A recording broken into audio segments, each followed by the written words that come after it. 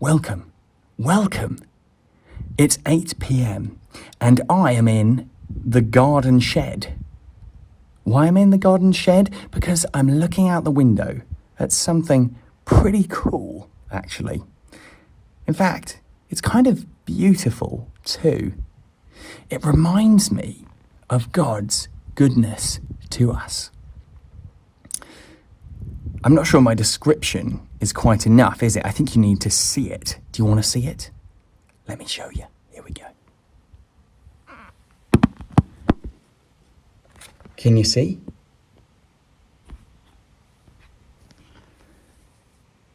No, because it's 8 p.m, so it's very dark. We have a problem, don't we? I know what. Do you remember today's reading? Matthew 5, verse 14, where Jesus said, "You are the light that gives light to the world." Great! We're the light. Turn me on. Turn on my light switch. Then you can see. I don't have a light switch. Do you? I don't think Jesus is being literal here. I don't think he thinks that we're light bulbs. What he's saying is something about light, a picture, some meaning. What does light enable us to do? Light enables us to see, doesn't it? If we can't see, then we're tripping over and bumping into things and getting lost. So maybe what Jesus is saying is that by being lights, we can show people the right way to live. So it's clear that we need some light.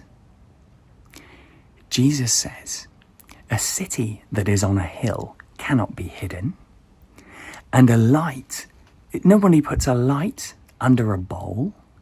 They put it on a lampstand so that the whole house can see its light."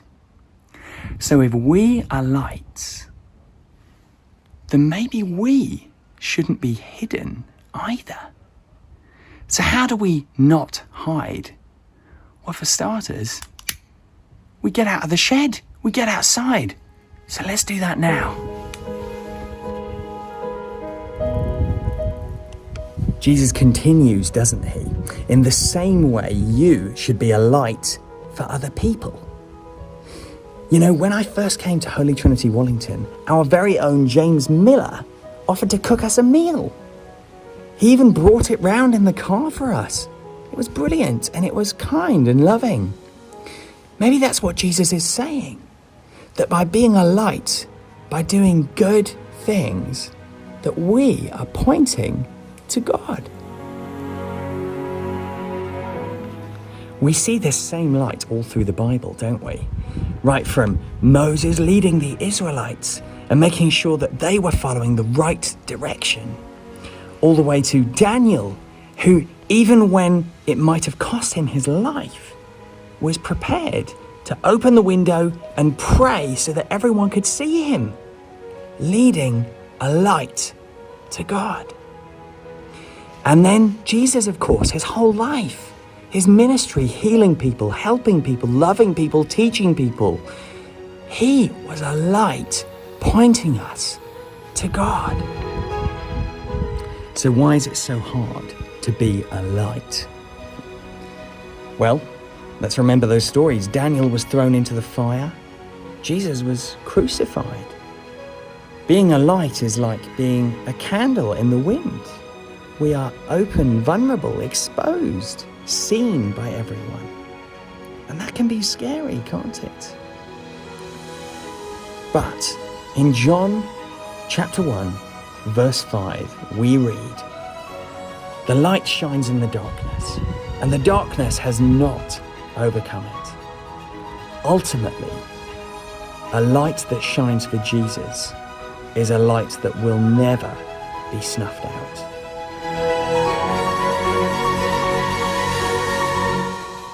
So, what's the beautiful thing that I wanted to show you?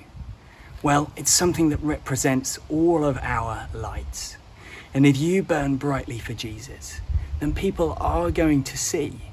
And sometimes it will be hard. But It's a light that will never be put out. So may your light burn brightly for Jesus, that he would see the good things that you do, and that everyone would see the good things that you do and glorify your Father in heaven.